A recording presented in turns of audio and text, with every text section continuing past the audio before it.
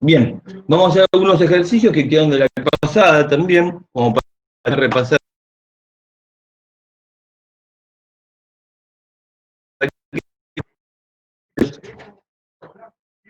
El primero es un ejemplo que se relaciona mucho con la ley de Ampère y Faraday's lens. Entonces fíjense cómo la geometría que vamos a analizar. Tenemos un toroide que es esa dona gris y cables negros en el medio, que pasan por su agujero interno. Cada cable lleva una corriente I, pero son de sentido contrario. Ven que una entra a la hoja y la otra sale a la hoja. Además, en el toroide tenemos una bobina, esta, ¿ven? Esta bobina está enrollada alrededor del toroide. Hay oportunidades, así que espero que lo hayan visto en alguna placa de computadora, por ejemplo, o en alguna fuente switching.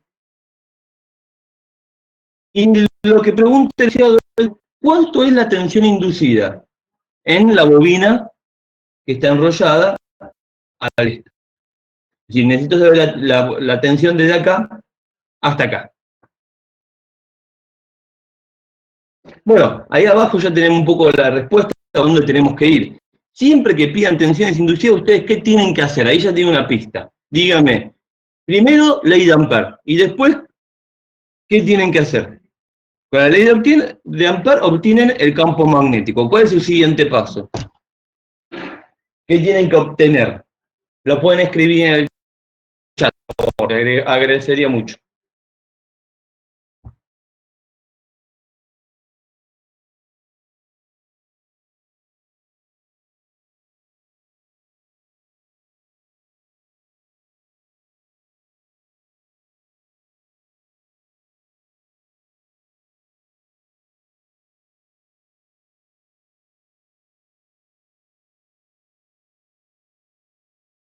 Bien, Juan, muchas gracias. Siguiente paso, tengo el campo magnético. Siguiente paso es determinar el flujo magnético. Bien. ¿Y el siguiente paso cuál es, Juan?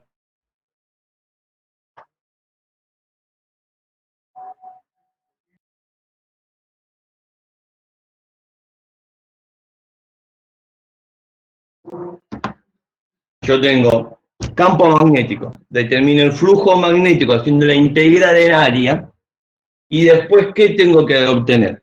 ¿Qué aplico? Faraday's lens, exactamente. Esos son los pasos. Siempre que se vayamos a algo de tensión inducida, esos son los 3 primeros pasos que ustedes tienen que analizar si corresponden. Y en esta geometría, claramente que corresponde, ¿bien? Entonces, si aplico la ley de Ampère, recordemos que la integral curvilínea, en un camino que ustedes tienen que elegir, eso es igual a las corrientes encerradas por ese camino. Es decir, las corrientes encerradas son aquellas que atraviesan la superficie encerrada por el camino. Obviamente que si uno tiene esta geometría, que es algo circular, la herramienta a tomar, a ver si puedo dibujarlo, acá. ¿Qué van a usar ustedes? Un camino circular que está dentro del toroide, porque después de todo yo tengo que tener campo magnético dentro de esta bobina, ¿entienden? Y esta bobina, el área transversal al toroide. Entonces elijo este camino. Elijo este camino y digo, bueno, yo tengo acá algunos cables adentro, puedo asumir que están muy cerca uno del otro, bien cerca del eje del toroide. Entonces el campo magnético en este camino, recuerden el campo magnético en un cable. Si uno lo hace al camino centrado en ese cable, está bien. Bueno, por facilidad, vamos a asumir que B es uniforme en todo el núcleo, y que el núcleo también es uniforme, su material es uniforme. Ya vamos a ver, vamos a estudiar los materiales magnéticos y esto va a quedar un poco más claro. Por ahora lo consideramos. Entonces, B es constante. Y entonces se resuelve muy fácil esta integral, porque sencillamente si B es constante, resuelvo el producto escalar y puedo sacar a B. El producto escalar, recordemos que se puede igualar a la magnitud de B por la magnitud del diferencial de L, por el coseno del ángulo entre ellos, como estamos asumiendo que los cables están en el eje, el campo magnético va a ser tangencial a esa circunferencia roja y va a ser paralelo a diferencial de L. Entonces, el coseno del ángulo es coseno de 0 y me termina dando 1. Y ahí obtengo 2πr por el campo magnético, por la magnitud del campo magnético. Las corrientes encerradas, ¿cuáles van a ser? Y ¿cuáles son las corrientes que atraviesan esa superficie? Claramente tengo dos corrientes nada más, porque esto es a circuito abierto, esta bobina. Estas espiras no circulan corriente.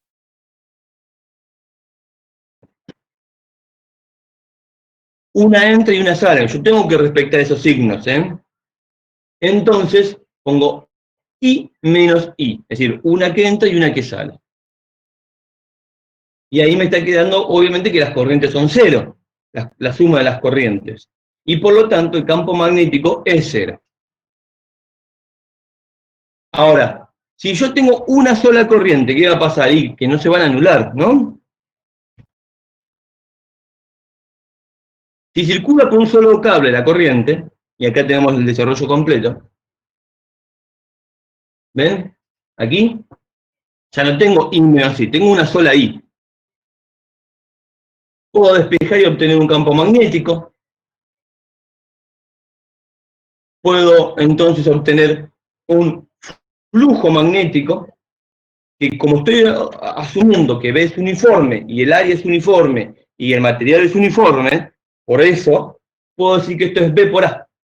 Porque justamente en ese momento B va a ser perpendicular, paralelo al vector A, al vector normal del área. Entonces finalmente el flujo me va a quedar B por A. ¿Bien? Reemplazo B por aquí. Esto es la ley de Faraday-Lenz. N, la cantidad de vuelta de la espira de inducción, diferencial phi, diferencial tiempo. Pongo B por A, reemplazo el flujo por B por A, y puedo obtener entonces el campo, la tensión inducida. Reemplazo B y obtengo finalmente una relación entre la derivada de la corriente y la tensión. Bueno, ¿qué obtuvimos en esta geometría? Un dispositivo, digámoslo, llamémoslo así, que si las corrientes son iguales en los dos cables, no hay tensión inducida. Si la corriente circula por un único cable, hay tensión inducida. También sucede si las corrientes son distintas. Yo acá tomé el caso de una corriente distinta de cero y una corriente igual a cero. Pero podría pasar que sean distintos. En tal caso también va a haber una tensión inducida que va a ser la diferencia de las corrientes. Entonces, tengo un dispositivo que sensa cuando la corriente es distinta en los dos cables. Entonces, les pregunto a ustedes que seguramente lo tienen a menos de 30 metros en sus casas, este dispositivo. ¿De qué les estoy hablando? ¿Qué les estoy presentando?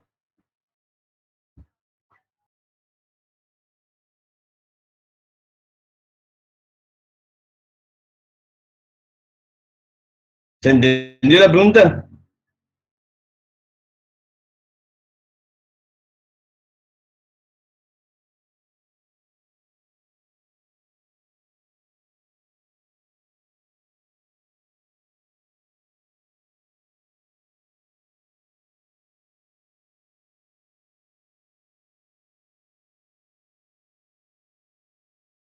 Ahí Lucas me dice que no entendió la pregunta. Fíjate que este dispositivo, esto, voy a tener tensión en estos bornes solo si las corrientes son distintas. En el caso extremo, una corriente nula y otra corriente con valor distinto de nulo. En todo otro caso, en estos dos cables, si pasa la misma corriente, no voy a tener una tensión inducida. Eso es lo que acabamos de resolver. Entonces yo les pregunto, ¿de qué les estoy hablando?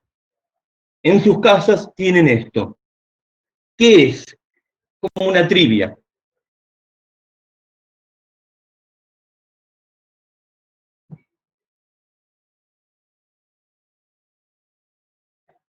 ¿Alguna hipótesis?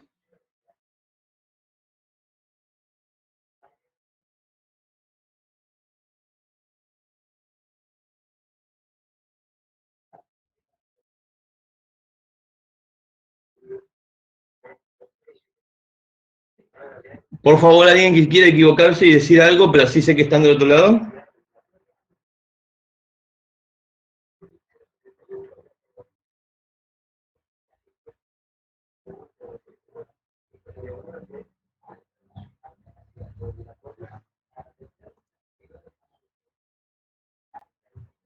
Un transformador, ahí vi algunos mensajes que... Había algunos mensajes que no había visto, perdón. Un transformador, no en este caso, el transformador siempre estaría transformando energía, no vas a ver una situación, no te interesa medir una diferencia, justamente estamos midiendo. Obviamente que es algo de protección, la pregunta es qué, y Axel, haces muy mal si no lo tenés en tu casa, estás incumpliendo varias normas, ya te lo digo. Bueno, ya saben, ¿eh? ¿Es de protección? Sí. Ah, una pista. Bien, bien, bien. ¿Es de protección? Sí. Lo tienen que tener en sus casas. Bien. ¿Cuántas cosas de protección eléctricas tienen en sus casas? Vamos, son dos. El disyuntor, muy bien, Loza, muchas gracias. El disyuntor, esto es el disyuntor, se los presento. A ver, ahí va a cargar, ¿eh? Ahí lo tenemos. Alguna vez pude desarmar uno roto y ahí está.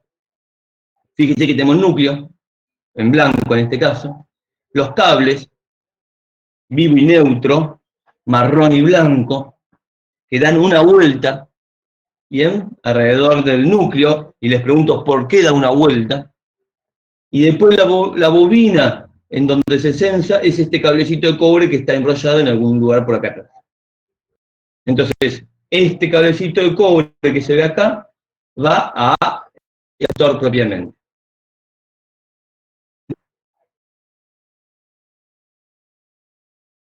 Alejo ve todo en blanco, dice. ¿El resto? Yo veo la foto acá, pero bueno, quiero saber el resto. Bueno, sos vos, Alejo.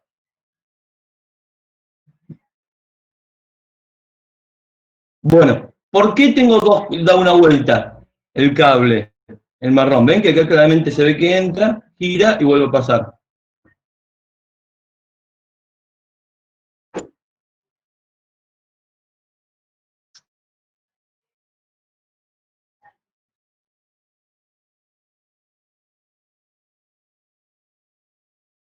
Les pregunto, ¿por qué da una vuelta el cable? ¿Cuál es la ventaja que los cables den algunas vueltas en los núcleos?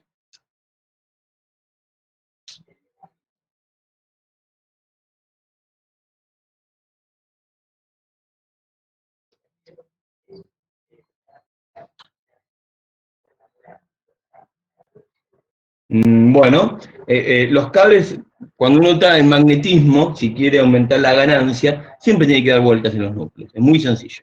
Dando una vuelta, dos vueltas, lo que hace es que pase dos veces, o tres veces, o cuatro veces, depende de la cantidad de vueltas, la misma corriente por la misma área encerrada. Entonces está multiplicando tantas veces esa corriente. Aumenta la ganancia de alguna manera. ¿Mm? Recuérdenlo porque eso se usa mucho. ¿Y cómo funciona el disyuntor? Bueno, si tengo la corriente, pasa por el vivo y vuelve por el neutro, la tensión inducida en cero, entonces el interruptor no va a abrir el circuito. ¿Qué significa que las corrientes vayan y vuelvan por el vivo y el neutro? Significa que no hay ningún lugar en la casa en donde se drene esa corriente. Si ustedes van y tocan el vivo, ¿qué van a hacer? Van a drenar corriente. La corriente va a entrar a la casa por el vivo y después va a volver a tierra por su cuerpo, no por el neutro, no por el cable neutro. Entonces, ahí va a censar una diferencia de corriente. Y esa diferencia de corriente va a generar una tensión inducida que abre el circuito y le salva la vida. ¿Me entienden por qué es importante el disyuntor? ¿Cuál es la sensibilidad de un disyuntor? ¿Alguien sabe?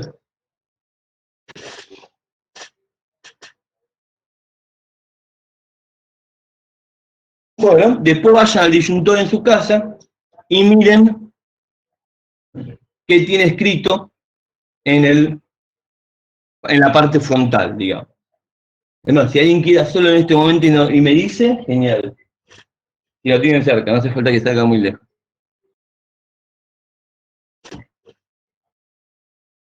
¿Alguien va a ir a verlo? Corra, por favor.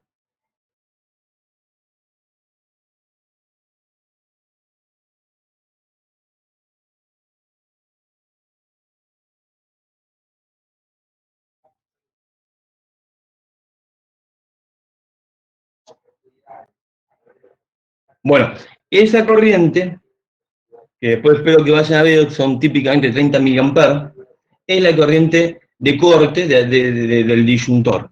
Es decir, que a 30 miliamperes, ahí está Héctor Loza, gracias, fuiste corriendo, gracias. A 30 miliamperes, como dijo Héctor, la tensión inducida, es decir, ¿qué significa eso 30 miliamperes? Que hay diferencia de 30 miliamperes entre el vivo y el neutro. Es decir, que esos 30 miliamperes inducen una tensión que es suficiente para abrir el circuito. ¿Bien? Eso es lo que significa. Vamos a ver otro ejemplo. Y esta es una bobina de Rogowski muy utilizada. Fíjense que cómo se construye. Todo esto es una bobina, ¿no? Es el mismo cable. Aquí está trenzado y acá se genera la espira, ¿ven? Así. Sigan el cursor. Estas vueltitas, que entiendo que el dibujo no es lo más lindo del mundo, son las espiras. Que giran y que van hasta un extremo. Y en el extremo vuelve el cable sin hacer espiras ya por el centro de las espiras. ¿Bien? ¿Para qué se usa esta bobina? Para censar corriente. Entonces, si yo pongo un cable acá, miren, un cable saliente, por ejemplo, acá, ahí.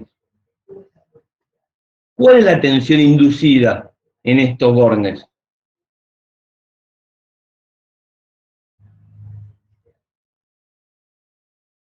¿Bien?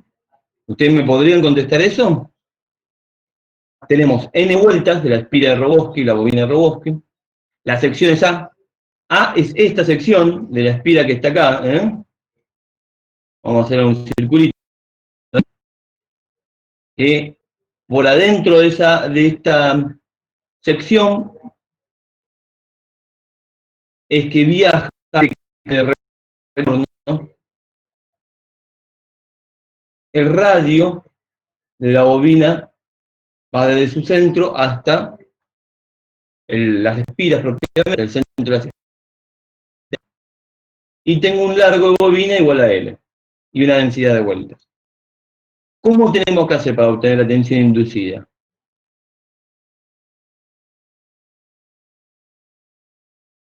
No, Mariano, la pinza amperométrica de por sí es otra cosa. La pinza amperométrica es un núcleo, como el que vimos recién, pero que en vez de ser un toroide, es todo continuo y uniforme, tiene un corte y vos lo puedes abrir, es decir, como dos partes, como una tijera. Una pinza, justamente viene su nombre. Y la tensión inducida se induce en una bobina que está asociada a ese núcleo. Es decir, es más parecido a lo que vimos antes. La pinza amperométrica, para el que no la conoce, es un instrumento que se usa para medir corriente. Alterna, digamos, variante. La bobina de Rogowski también mide corriente. La diferencia es que la bobina de Rogowski no utiliza núcleos, y eso le da algunos beneficios. Por ejemplo, el beneficio principal es que sirve hasta 15.000 amperes, 30.000 amperes, básicamente no tiene límite. Y tampoco tiene límite en frecuencia. Esos son los beneficios de no tener núcleo. La contra es que los núcleos hacen que la tensión inducida sea mucho mayor. Bueno, les vuelvo a preguntar, ¿cómo hacemos, o ya lo hicieron? Sería muy bueno que ya lo hayan hecho. Hay que calcular la tensión inducida en la bobina de Rogowski. ¿Se animan a hacerlo?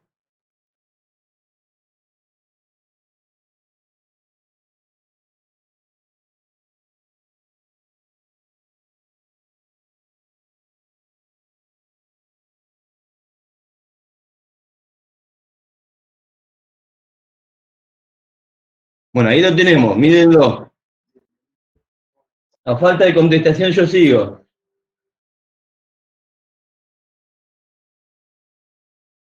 Fíjense, ahí está la solución. A ver si ustedes lo pueden entender y me preguntan. Vamos a cambiar. Yo ya le tienen la solución. Ahora quiero que me pregunten a ver si entienden todo lo que está bien.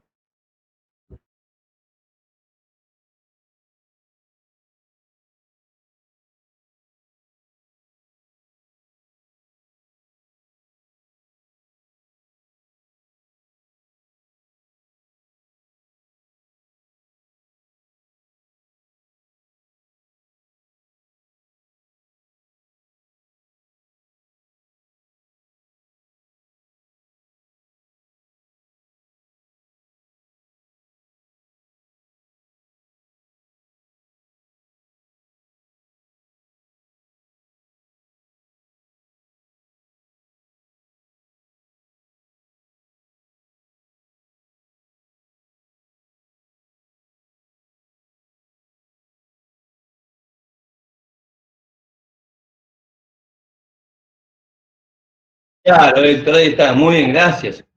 Por la ley de Ampère sacás B, ¿no? Y después, por la ley de Faraday-Lenz, obtener la tensión. Entonces, acá, decime, ¿qué estoy asumiendo para lograr hacer eso?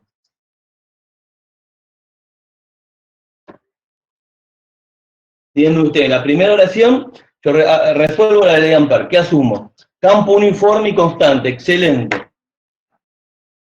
Y obtengo B. ¿Eh? Estoy asumiendo también que B y el vector B y el vector diferente son paralelos. Acá, ¿por qué paso de acá hasta acá tan fácilmente? ¿Qué estoy asumiendo?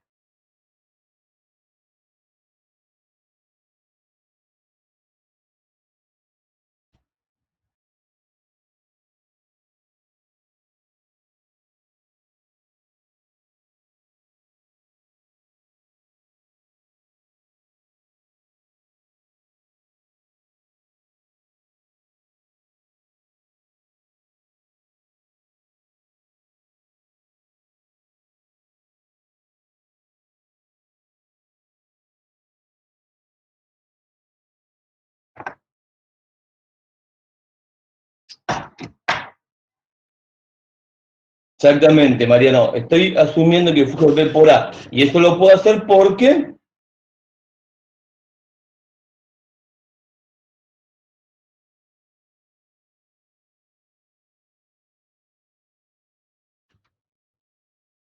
¿por qué puedo decir que es B por A? Las respuestas son siempre redundantes, yo quiero que me lo digan.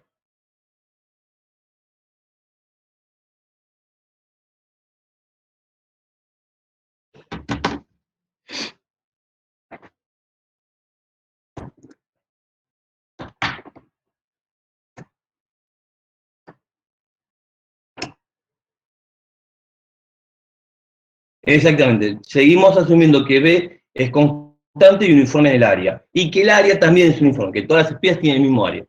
Si hacemos eso, es correcto. Bien, perfecto. Entonces ahí pasamos, reemplacé B, reemplazo el flujo primero, después reemplazo B y obtengo la tensión inducida. Es decir, que la bobina Roboski, así como está hecha, me da una tensión a su según en el interior, digamos, que estamos encerrando con la bobina. Después, uno debería conectarlo eso a un voltímetro, un instrumento que mida tensión. Entonces puede tener, lo utiliza para traducir de corriente a tensión. La pregunta del millón, a ver quién me la puede contestar, es ¿por qué tengo la corriente, el cable, mejor dicho, vuelve por adentro de la bobina de Roboski y vuelve al terminal, se une al otro terminal? ¿Ven la diferencia? Acá la bobina de Roboski vuelve por adentro, el cable, y sale trenzado. Acá, quiere tener las mismas piras, tuc, tuc, tuc, tuc, pero enrollarlo con el otro terminal y cerrarlo. ¿Por qué? ¿Cuál es el beneficio de hacerlo de esta manera? Tiene dos beneficios. ¿Y cuál es el maleficio de hacerlo de esta manera?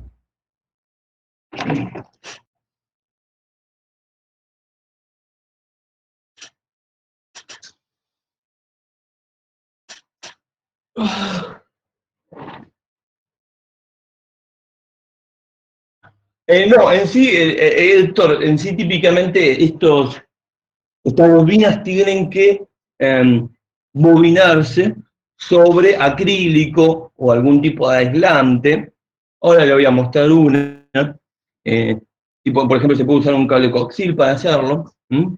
No es, se suele dar un núcleo para una cuestión mecánica, no magnética, ¿no? Es decir, tu respuesta no sería correcta.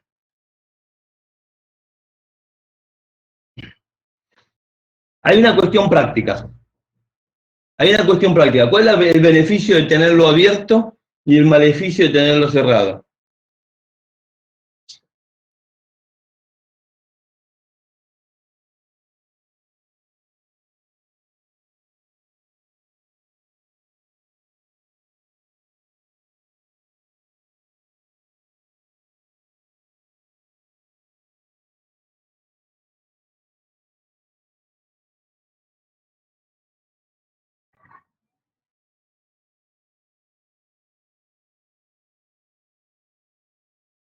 ¿Alguna opción? Bueno, vamos por lo sencillo. Exactamente, Mariano. Ven, en esta forma, como esto está abierto, yo realmente puedo abrir la bobina y conectarlo, por ejemplo, a los cables que van a un motor y poder medir la corriente, sin tener que sacar los cables del motor. Porque en este caso no podría, debería destrenzar acá mucho trabajo. Esto sí se puede. Este es un beneficio. Esto es todo flexible típicamente, ¿eh? Bastante flexible. Está en los rígidos, pero puede ser flexible también. Ahora, el otro punto importante es que en esta configuración tenemos todas las espiras que conforman la bobina y tenemos una gran espira que está conformada por el paso del cable. ¿Ven que aquí hay una espira también? Todo esto, miren, lo dibujo así.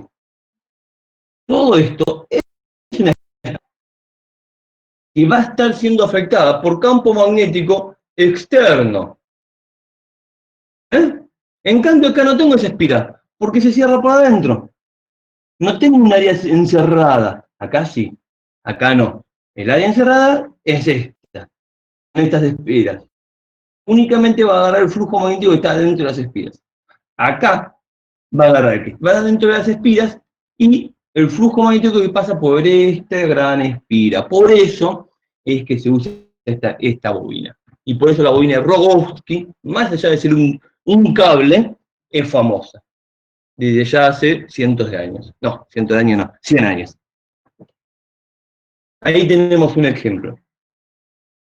Este es un tester de uso industrial muy pituco que tiene además cámara térmica, la nueva moda, la verdad una belleza, son muy caros. Y esto es la bobina Rogowski. La bobina Rogowski, fíjese que es como una manguerita, en algunos de estos extremos se va a poder sacar, se suelta, se enrolla el cable, se vuelve a apretar para que quede fijo, y este terminal se conecta al tester. Esto traduce de corriente a tensión. ¿Bien? ¿Alguna pregunta?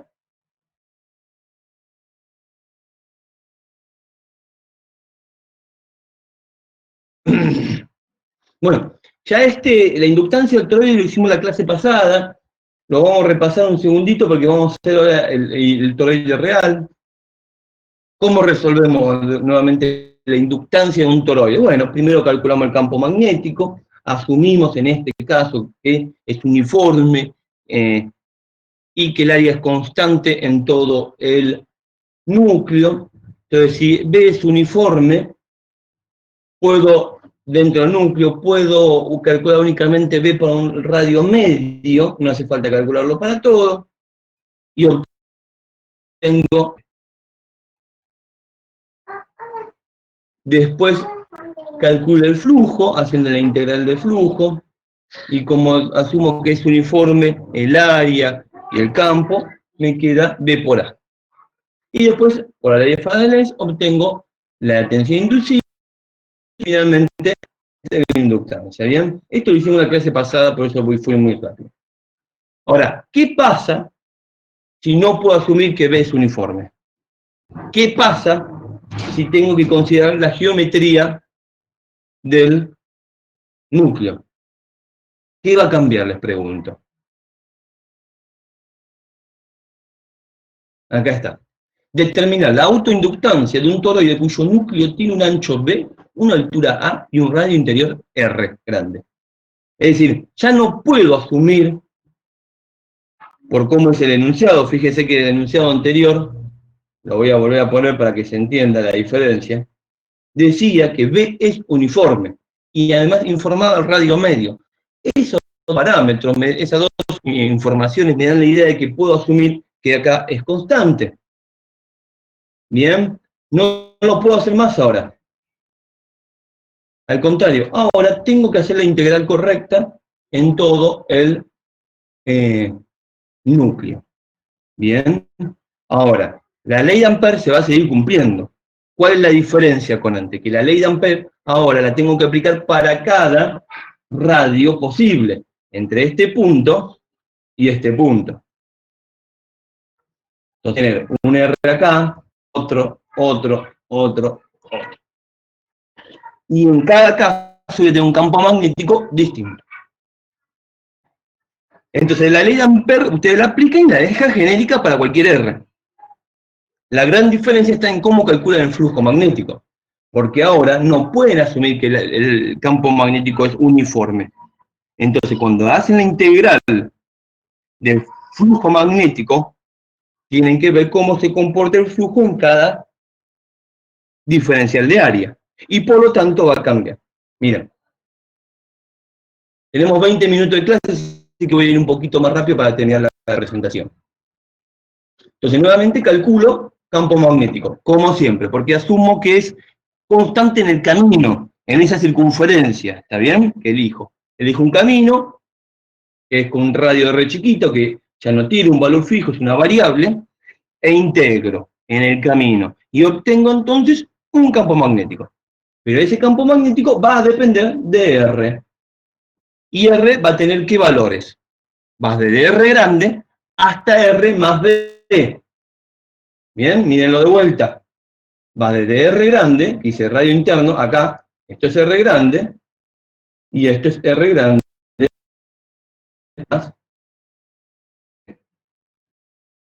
¿Bien? ¿Me siguen? Por favor, alguno que me conteste a ver si se va entendiendo.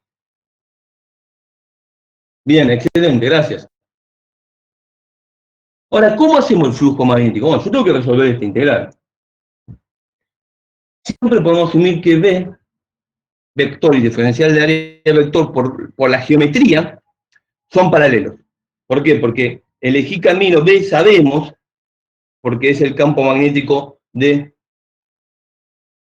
el conjunto de cables, sabemos que es paralelo al vector normal del área.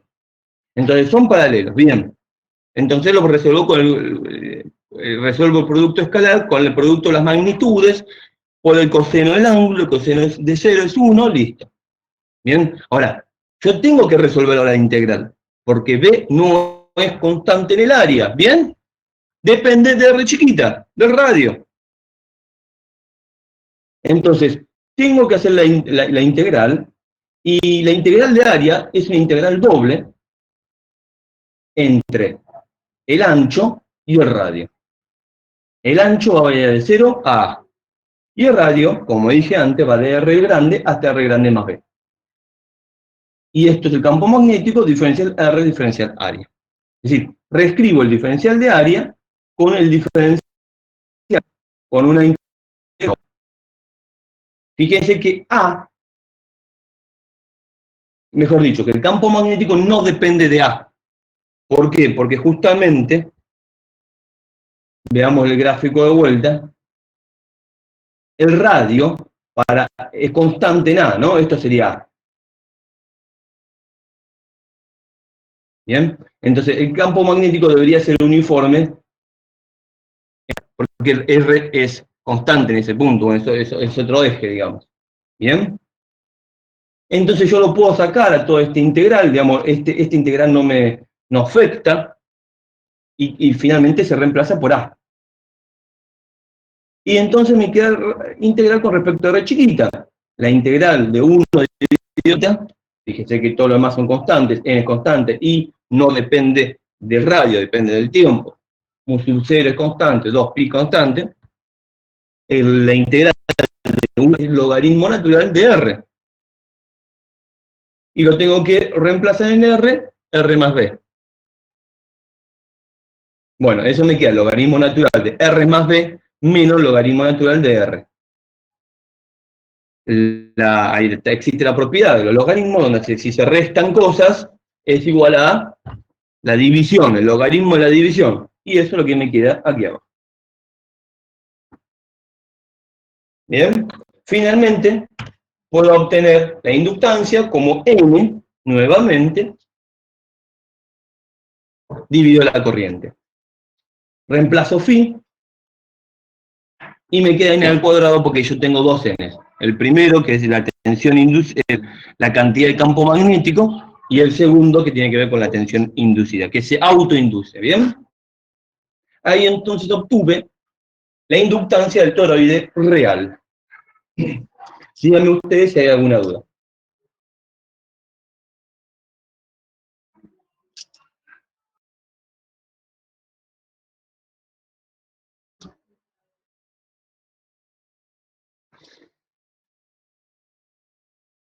Bien, sigamos entonces. Bueno, acá hay algunos valores para reemplazar, ¿no? Solo para tener una idea. Fíjense que en este caso puse una corriente que es senoidal. Ya esto vamos a ver por qué lo usamos mucho. Diego lo va a explicar en la próxima o siguiente clase. Esta sería la amplitud. Tienen que derivar el seno omega t. La derivada del seno omega t es omega por coseno omega t. Y reemplazar los valores, ¿bien? Y ahí me pueden obtener 0,42 volts por seno de omega t.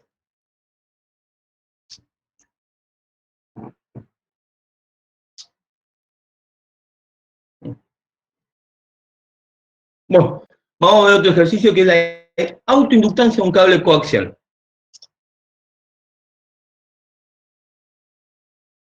¿Qué es un cable coaxial? Es el cable muy utilizado en comunicaciones. Ustedes lo tienen conectado a la tele en este momento. Acérquense a su tele disponible por donde va la antena, el cable, famoso cable. Ese es un cable coaxial. Está compuesto por dos conductores principalmente. Un conductor central y un conductor externo. El conductor central, el inner, y el conductor externo o la malla del cable coaxial. La corriente pasa por el conductor central y regresa al conductor externo. Esta geometría permite disminuir mucho la inductancia y los campos generados, porque si ustedes hacen la ley de Ampere acá afuera, ¿cuánto es el campo magnético? Rápido, ¿eh? No piense más de 3 minutos. 0, gracias, no llegué a hacerlo. ¿Por qué? Porque las corrientes encerradas son nulas, entonces no emite campo magnético, y eso es bueno. Bueno, ya sabemos que el campo magnético B es generado adentro. Si yo hago la ley de Ampere acá, ¿bien? Bueno, ahí no me salió bien. Hago la Ampere acá. El campo magnético va a estar dado únicamente por el interno, es la única corriente que encierra. Y eso, ya lo sabemos, lo resolvimos 10.000 veces, está dado por mu sub 0 por I dividido 2pi. R, donde R es la distancia. Bueno, calcular la inductancia. ¿Cómo hago entonces? Tengo que hacer los caminos que ya conocemos, buscar el flujo magnético y la tensión inducida. Fíjense que tengo A, el radio del conductor interno, B, el radio del conductor de la malla, el conductor externo, A, que es el área encerrada entre los dos conductores, y defino un diferencial R, que es una pequeña diferencial de radio, que multiplicado por el alto me va a dar un diferencial de área.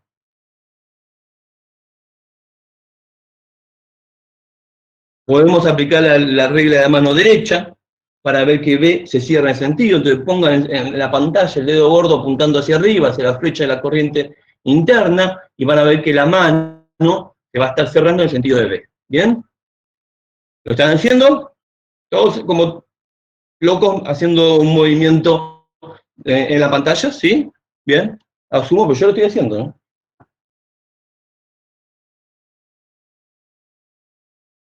¿Cuánto es diferencial de flujo magnético? El diferencial de flujo magnético va a ser B por diferencial de área. Fíjese que para un diferencial de radio, podemos asumir que B es constante, ¿no? El diferencial de radio es algo muy chiquito, entonces asumimos que no cambia D. Y el diferencial de área es diferencial de radio por L, porque justamente asumo en el diferencial de radio no cambia B.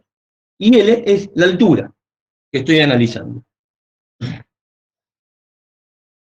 ¿Bien? Entonces tengo que integrar esto para obtener el flujo total en todo esta área. ¿Y de dónde va a ir? Va a ir desde A, que es acá, hasta B. Yo tengo que integrar según un diferencial de R. ¿Bien? Y el R va desde A hasta B. Donde A nuevamente es el radio interno y B el radio externo. Del conductor externo. Nuevamente tengo R, la variable está abajo de la división, entonces me queda el logaritmo natural de R, reemplazo en B, reemplazo en A, me queda la resta de los logaritmos. aplico la propiedad de que la resta del logaritmo es igual al logaritmo de la división, y finalmente me queda lo que tengo. Es el flujo magnético.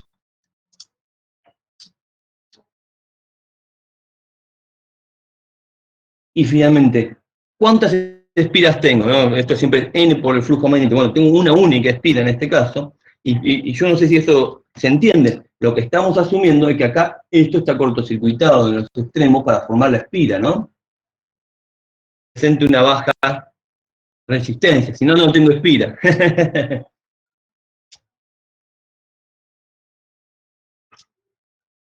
Y entonces,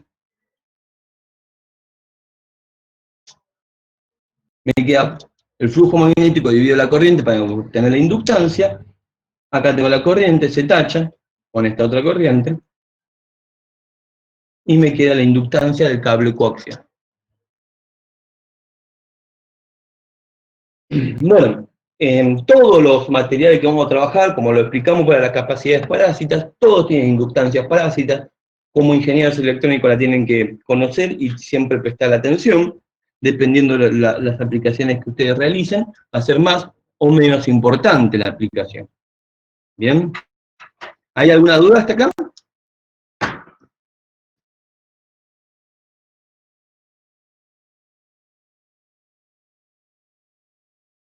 Bueno, perfecto. Entonces, si ustedes tienen que, por ejemplo, realizar un circuito, en un diseño de un circuito impreso, la inductancia de las pistas en alguna aplicación puede ser importante. Para eso existen herramientas para calcular las inductancias de las pistas. Esto se obtienen, por ejemplo, por simulación, por aproximaciones. Ahí tienen un caso que lo saqué de la página web que están viendo en este momento. Fíjense que es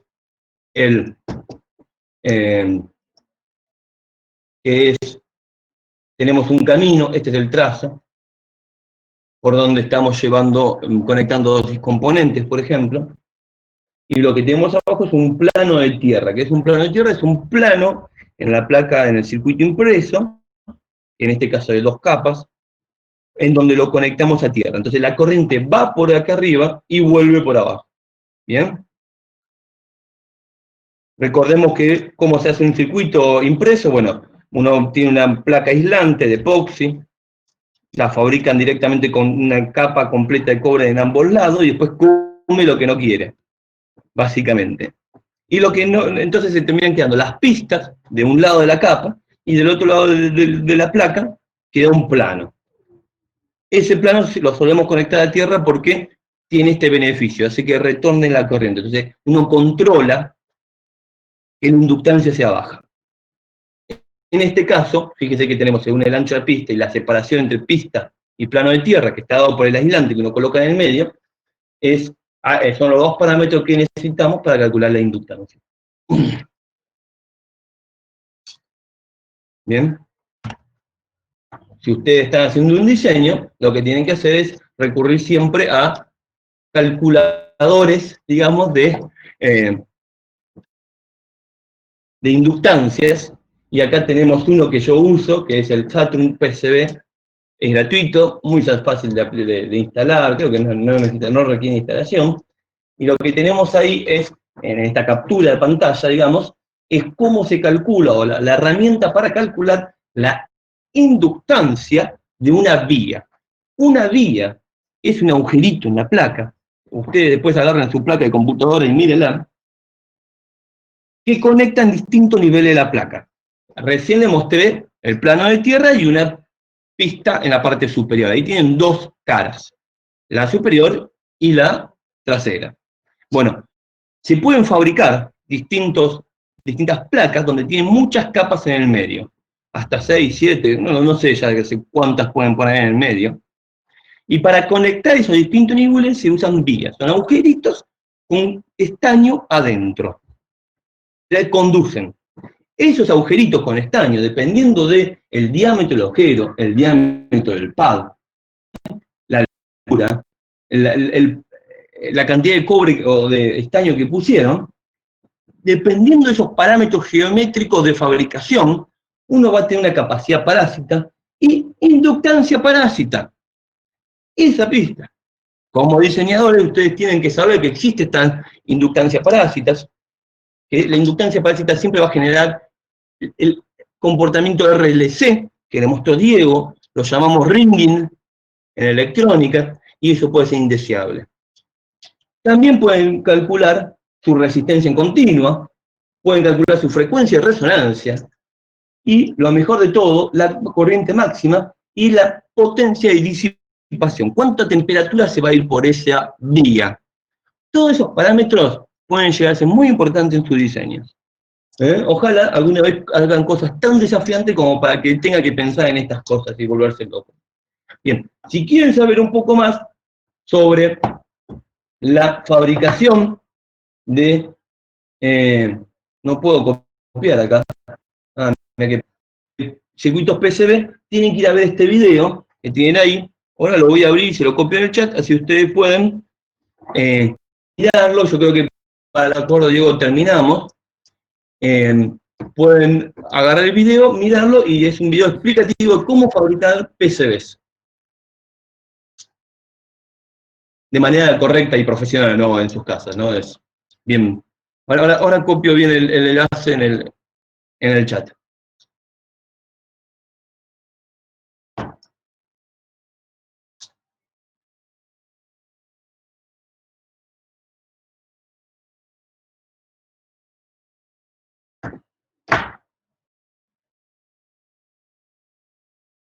Ahí hice los pasos, así ustedes pueden ver cómo es la fabricación, el proceso de fabricación de circuitos impresos, y con esto van a terminar de entender bien por qué es importante tener en cuenta el tema de inductancias parásitas.